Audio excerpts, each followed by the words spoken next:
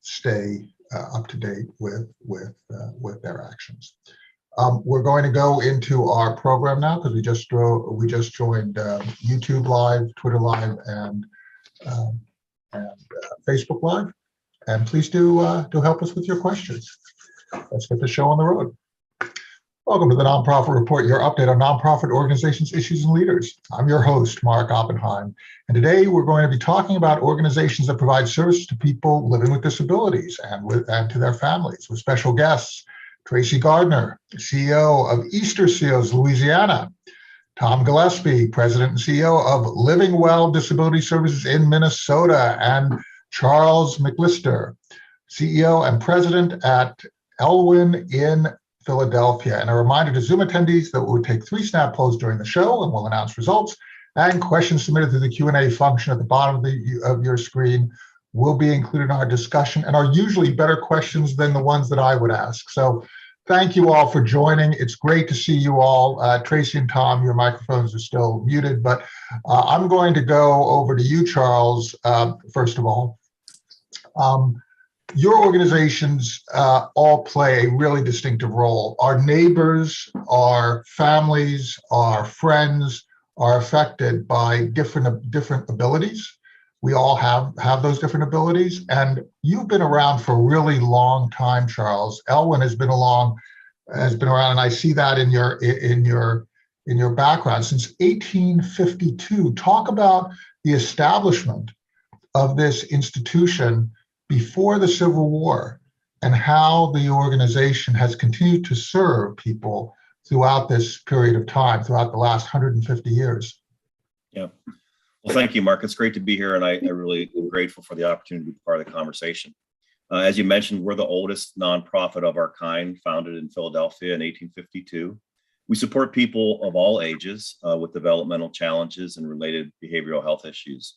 Our support starts with early intervention for kids aged 3 to 5, special education offerings for both primary and secondary students, behavioral health for adults and children, and comprehensive lifelong support for adults in homes, day programs, supported employment, and a variety of healthcare and behavioral health wraparound support.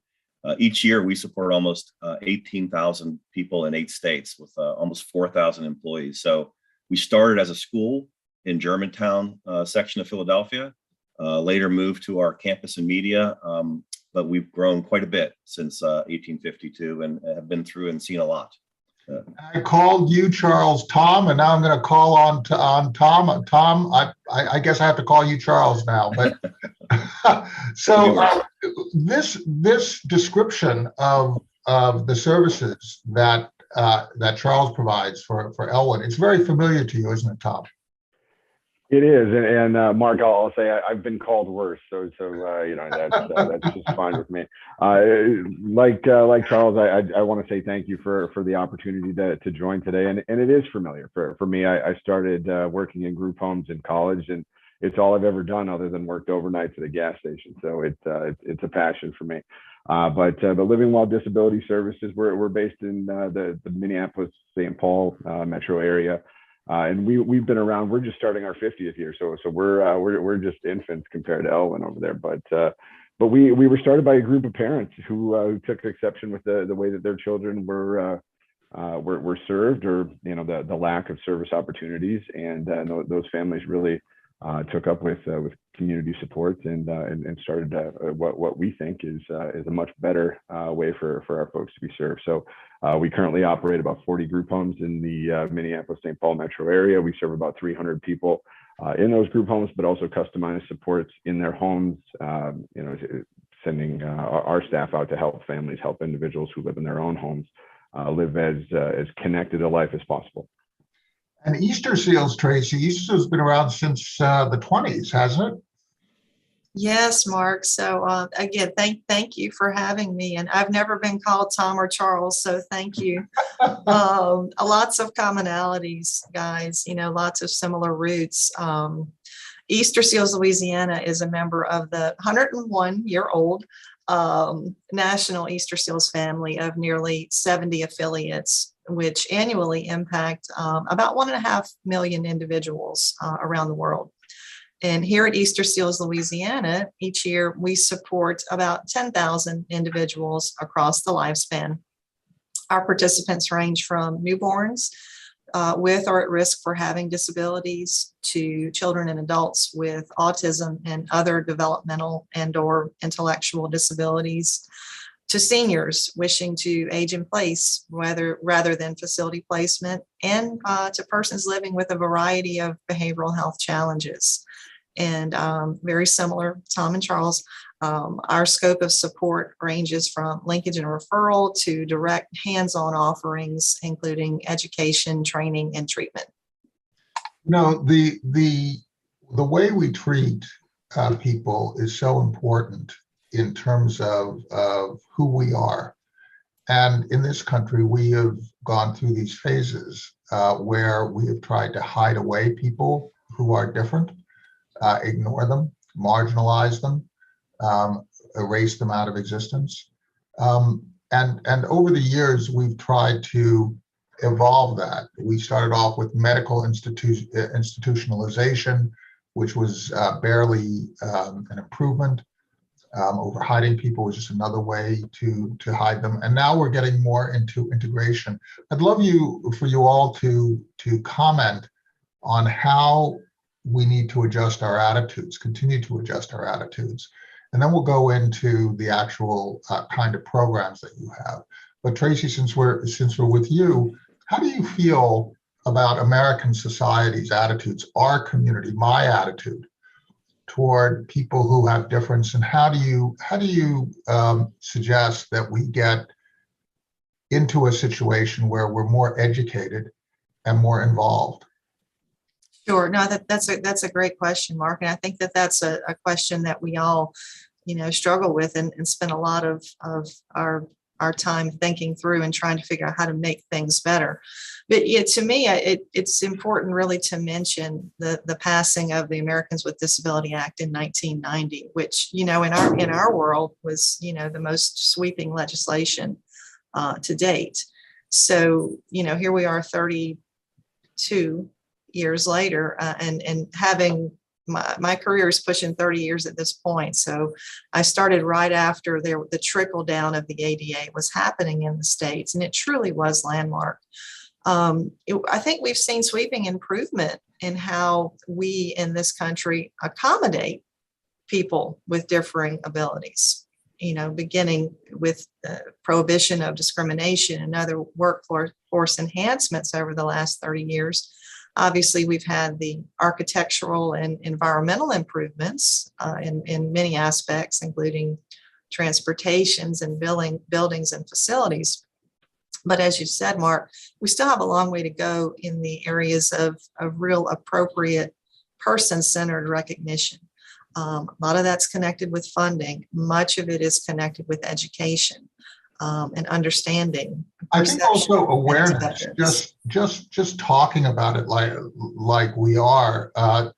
Tom, there's only so far laws can go, right? I mean, you can't legislate attitude, but you can start to ensure that people are treated similarly, and that can create a different consciousness, right? The idea of, well, you can't just marginalize and hide individuals. You can't just ignore their needs.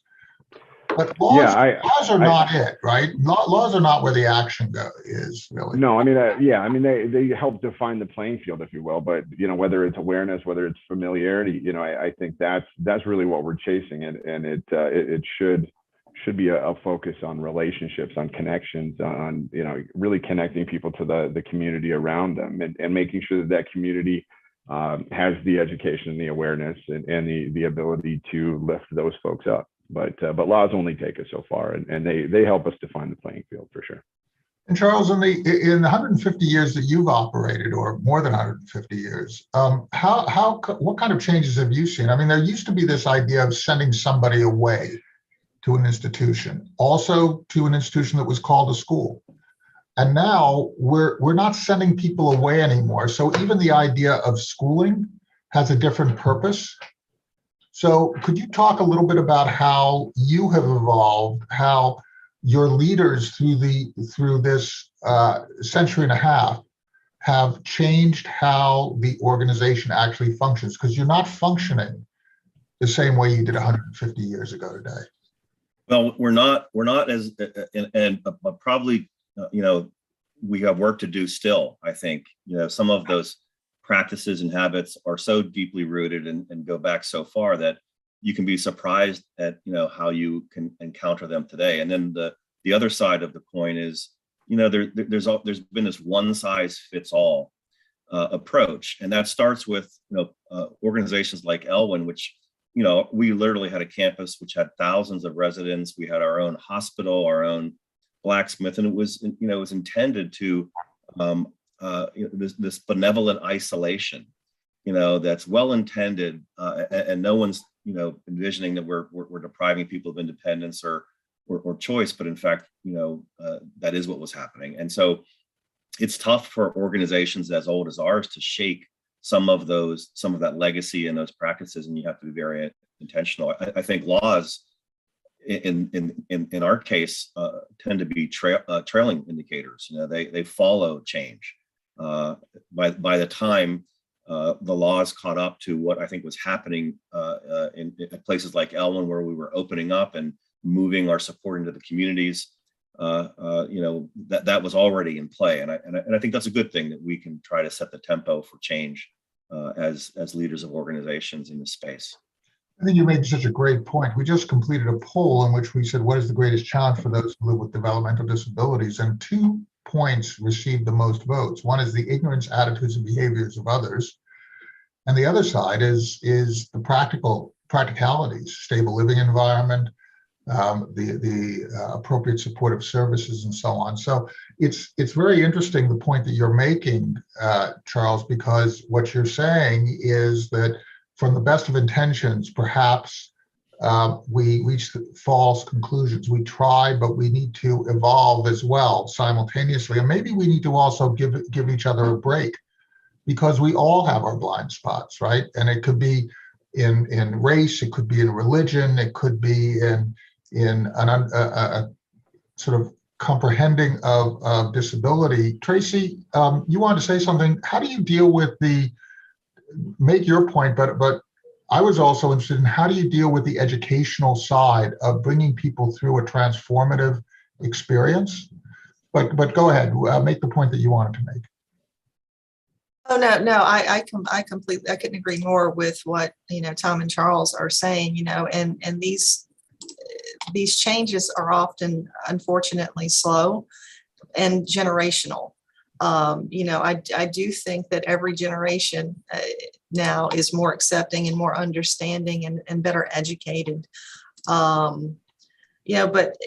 it's the education, it's the understanding, it's the breaking down those barriers and misconceptions. I think that, when people consider someone having a disability, there's almost this hands-off kind of stigma of, I don't know what to do with this person or for this person.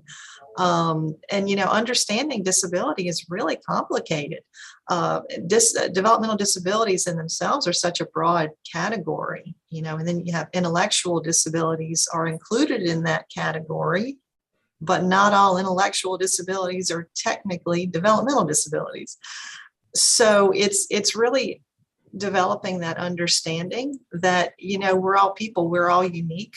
And whether we have an exceptionality or not, we all have our own competencies and potentials and strengths and weaknesses. When I come clothed in all my ignorance, but I have goodwill, but I just have my attitudes. I come and I have my attitudes. I grew up with those attitudes. Mm-hmm. So Tom, I see you're smiling a bit, because this is familiar to you, right? So if I come into your doors, how do you help me to take my unconscious ignorance, shift that, and use the goodwill which is in me and the willingness to change? Right? How do you give me a break for how I'm coming to you? Right. I think we try to come as partners, right? I mean, we open our doors. We want to build as many relationships and contacts as possible, knowing that the first time, we're making it's like any other relationship. You're getting to know each other, you're getting comfortable. The more contact that we have, whether that's as an organization with the outside community, as individuals with one another, the more contact we have, the more familiarity we have, the more perspective that each of us gains. So that's our approach then with those we serve, and the community around us. So we do a lot of volunteer engagement, a lot of bringing people into our facilities. And we also try to host an ice cream social, host a block party, host those types of things to really connect with the world around us, knowing that each time we all get a little bit better. So is the first step is just talking to each other? I think it is. I think as an industry, when we went from these large institutions into community-based services, we wanted to blend in. We wanted to disappear. No one wanted to stand out. And now we're kind of seeing the downside of that is, we're still sort of hidden away. We don't want to stand out for the old reasons of being a tough neighbor, anything like that. But we want to stand out for being that place that everybody feels welcome, everybody feels is comfortable, coming to and borrowing a cup of sugar, whatever it is. We want to stand out in those good ways, and we don't want to just blend in or disappear anymore. So that's really interesting. Just sort of being present, right, and helping people like me to change, right? Is that part of your strategy as well, Charles, Tracy? Is it just to sort of say, hey, come with your discomfort, come how you are, and be part of us? Yeah, I think the first step is to come, be there, and recognizing that when people enter our orbit for the organizations that we lead, they're interested, they're curious, and I think they're probably open to change. And so we want to be, as leaders, the ones who are challenging assumptions and helping people do that. I think that there's you can meet people halfway, and the fact that they have expressed interest in volunteering or some kind of association that suggests that curiosity, which we should take the opportunity.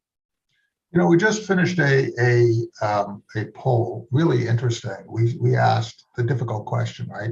How much does society invest in supporting the needs of individuals with developmental disabilities and their families? Right? It's easy to say we're supportive. It's hard to say I'm going to pay for it. I'm going to pay for the benefit of others. And we got 100%, but it was a very low number of people who answered, and which indicates discomfort with something that is very difficult. What kind of a sacrifice do we all make? The American with Disabilities Act really addressed some of the need for society to really pay attention. But how do you deal with that discomfort and the fact that these services are expensive, and all of us would have to sacrifice a little for the common good? It's part of that social compact that we have. How do we deal with that?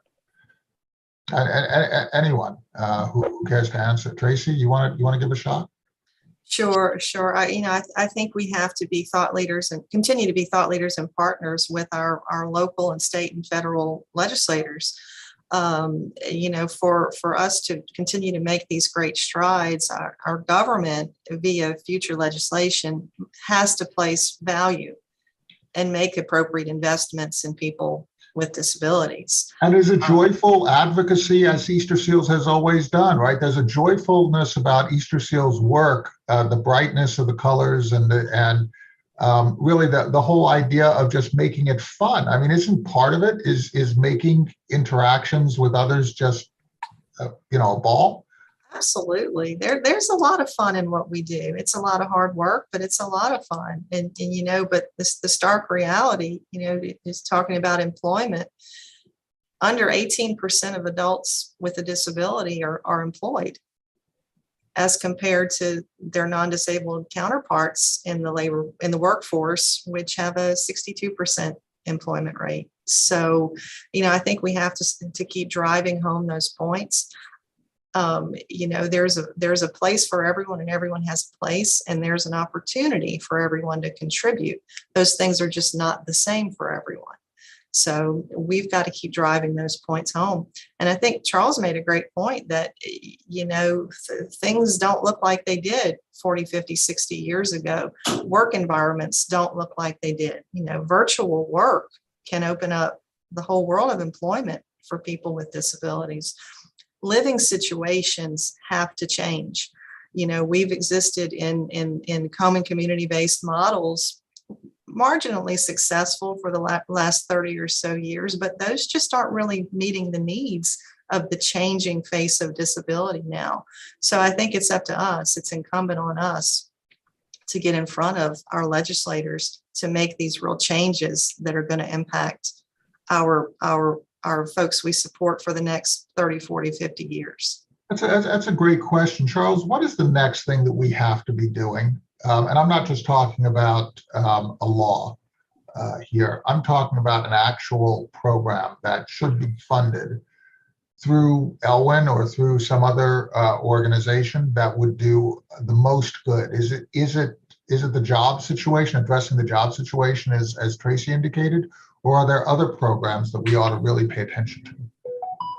No, I don't know if Tracy and Tom are experiencing this, but you know, with our scale, we have really felt the impact of the correction in the workforce, in the labor market, where you need to have great people who are committed to our mission to support individuals either in the school or in their homes. And that's really been turned on its head by the pandemic. And it's not simply the initial contraction that occurred and the unemployment that followed, but that's behind us. What we've emerged with is a workforce that was quite frankly underpaid, given the importance of the work that they were doing, and now, along with the entire American workforce, has come to realize that they have leverage, and we've always believed that was a cause that we needed to get behind, was to modernize the engagement of our employees because of the role that they play for individuals we support. But that has been accelerated over the last 2 years. And I think programs that allow organizations, particularly nonprofits that don't have access to equity markets, to fund a different price point and wage offering and different benefits and keep employees. I mean, that to me is the key to the success for any organization that's trying to scale the support for persons with disabilities. One of the things that really strikes me is that the costs are always going to be there, right? If you don't take care of somebody, the cost will be there. The cost will be there in terms of misery, homelessness, abuse of an individual. The costs are going to be there, right? So to provide at a somewhat higher cost support for somebody who needs it, actually it nets out as a real positive for society. I think that what you're saying, Charles, is that we have to kind of navigate in between. Now, that doesn't mean that we create wage differentiation or use this as an excuse for wage differentiation where the same work is somehow compensated less or supported less, right? But what we need to do is we need to figure out, given particular circumstances in particular communities, different solutions that fit that situation. Tom, how do you see Charles's point that we really ought to look at the constellation of need in a particular area or for particular individuals or classes of individuals, and then figure out how to create the maximum benefit for that particular circumstance? Yeah, I think as an industry, especially with the large amounts of funding, that is the challenge, making sure that we're right sizing the amount of benefit funding to the needs of the individual and not looking at, blanket rates or facility rates, but we're looking at, rates that fund the needs and goals of that person. And I think that's something that Minnesota's been working on certainly for the last 5 years with an actual framework system that tries to get at that. But of course, there's always difficulties with it. But I think Charles's point about the labor shortage in our country and in our world right now has changed what that funding looks like. The needs are still there, but it costs a heck of a lot more than it did even 2 years ago to meet those needs. And so I think that's where, regardless of the system and reporting and right sizing of those rates, things just cost more. Are you sure that Living Well Disability Services doesn't get a bloated managerial overhead, and that most of the resources go to the actual people that you serve? Do you have particular standards in your organization to assure that your infrastructure does not become too large given the number of people that you serve?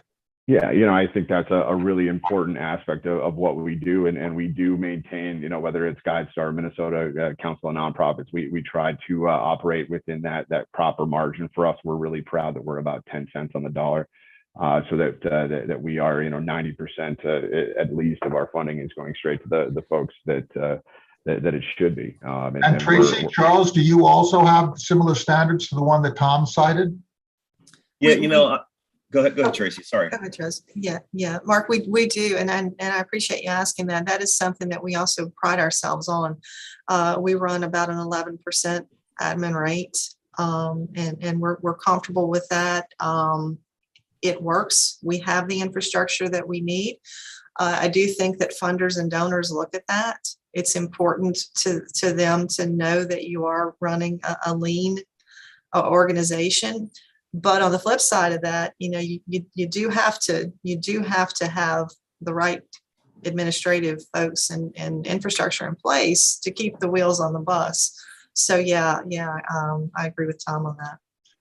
And it is something actually that they'll look at the other side to Tracy's point. If you're not spending enough, you'll be underfunding your logistics and all of that, and actually not running a proper business. So it is this balance. You want to have enough and not too much, but we kind of get called to the carpet on both ends, I think.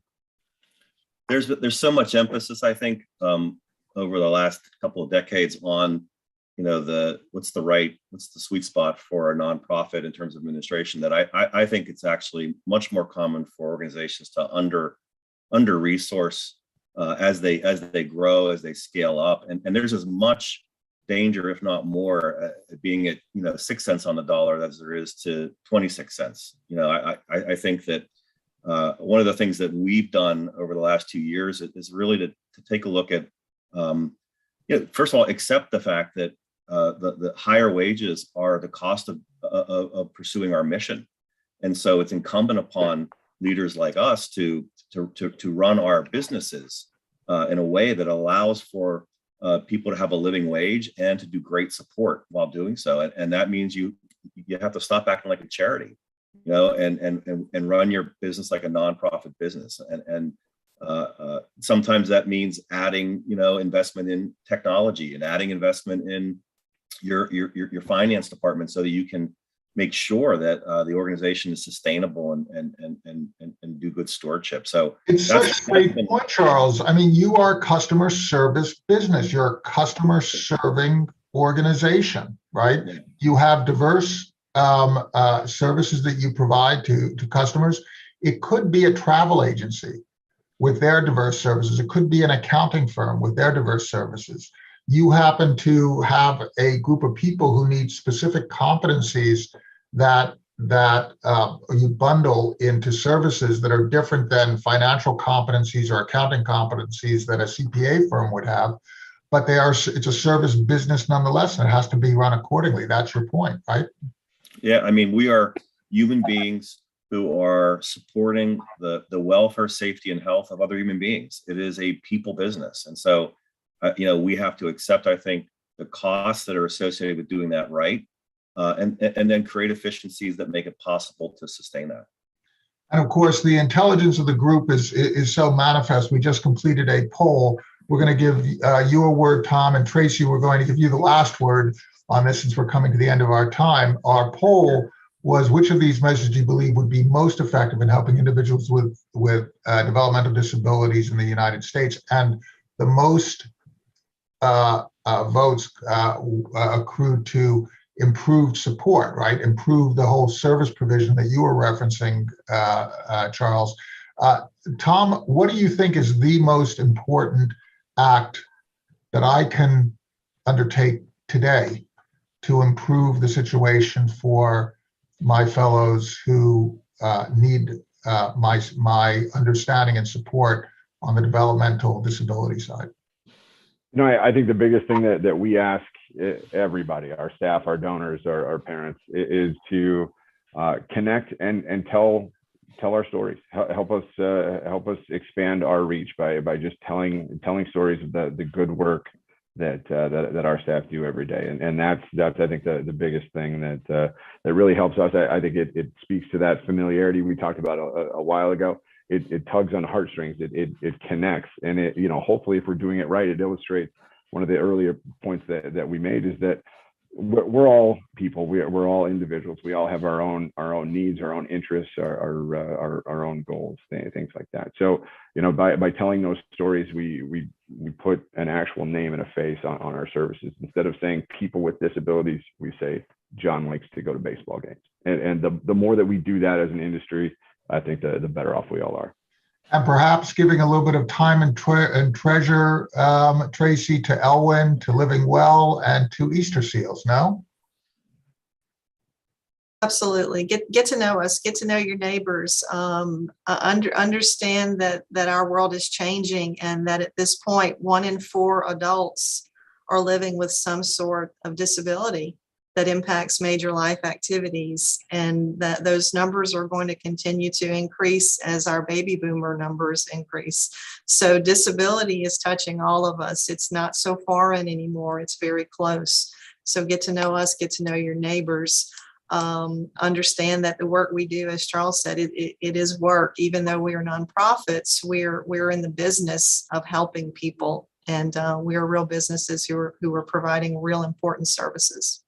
Such an important point. If we take the distinction of different types of disabilities and we erase them, the person with a heart condition who has limited physical mobility, the person with neuropathy, the person who has cancer, the person who is aged, the person who is very young, the person who has a physical handicap or has a developmental handicap, we're all the same. And it will be us at some point, even if it's only through age. So just sort of trying to encounter that, dealing with our discomfort and trying to integrate it is really just something that will help us all. I'd like to thank you so much for helping us gain some understanding. Tracy Garner, CEO of Easterseals, Louisiana, Tom Gillespie, President and CEO of Living Well Disability Services Minnesota, and Charles McLister, CEO and President, Elwyn in Philadelphia. You are our heroes. Your people are our heroes. Your boards, your donors, your volunteers are our heroes. Thank you so much for helping us navigate this very, very complicated topic. And everybody stay well. Thank you. Thank you, Mark.